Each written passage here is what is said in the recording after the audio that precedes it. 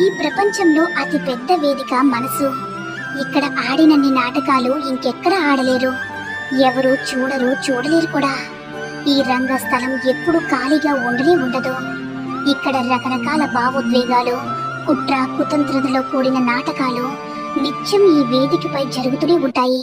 10 మందిలో ఉన్నప్పుడు పట్టింపులు మర్చిపో, నలుగురిలో ఉన్నప్పుడు నవ్వడం నేర్చుకో, ఆనందం అయిన వాళ్ళతో పంచుకో, కష్టాల్లో ఉన్నప్పుడు కన్నీళ్లు ఓర్చుకో, చేసేది తప్పని తెలిస్తే అలవాటే మార్చుకో, గతం చేసిన గాయాలు మర్చిపో, ముందున్న గమ్యాన్ని చేరుకో.